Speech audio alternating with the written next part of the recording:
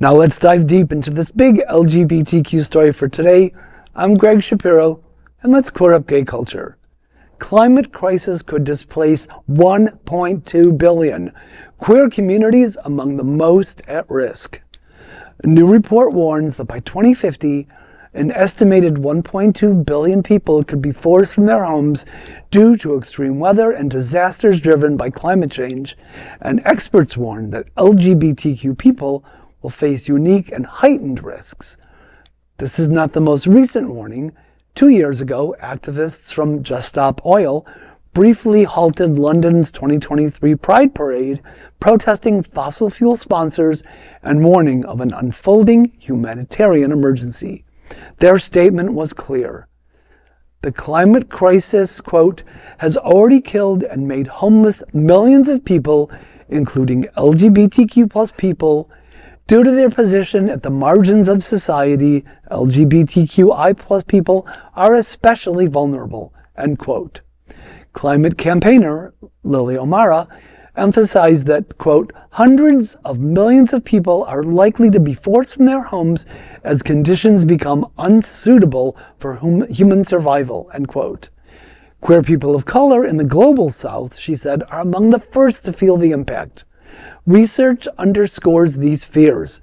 The Williams Institute found that same-sex couples in the U.S. are more likely to live in areas with higher climate risk, coastal regions, and cities already facing extreme weather and limited resources. Globally, LGBTQ plus refugees often encounter discrimination, harassment, and exclusion from aid or asylum systems.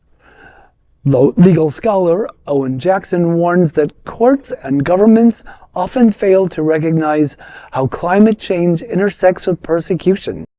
Quote, if courts view climate change as affecting everyone equally, it is more difficult to justify why LGBTQI plus people are uniquely vulnerable, end quote. Both Jackson and O'Mara agreed that the time to act is now, by reforming refugee laws, amplifying queer voices, and tackling the climate crisis head on.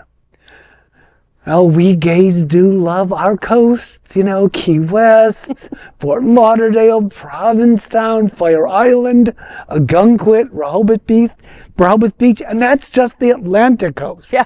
We're not even talking about the Pacific coast or the coast of Lake Michigan, and how it's going to affect Chicago. So I know that there are LGBTQ folks leaving Wilton Manors as we speak, moving to Palm Springs, but I'm just not ready to trade the water for the desert or wildfires or mudslides or earthquakes.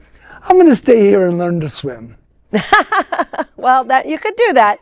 But I think what they're saying too is that although everyone is affected equally, the global population is affected by the climate change, by the disasters. What happens to the population after the disasters is what's not equal. Right. Because of fear of persecution in a refugee camp. Right. Like, what are you doing in my place? Right. Exactly. And that's absolute fact. Where you think, well, everybody who lives there is going to suffer the same. Yeah. They may suffer the same devastation, but they're not going to be treated equally in the resettling, in the restructuring, in the help. Right, they'll be less welcome because it's a limited pool they have to draw from. Exactly. For the people who survived it. So exactly. Frightening. That is a big LGBTQ story for today. There is no other queer nonprofit media platform like this in the entire world. Support our LGBTQ stories by subscribing and sharing Queer News Tonight.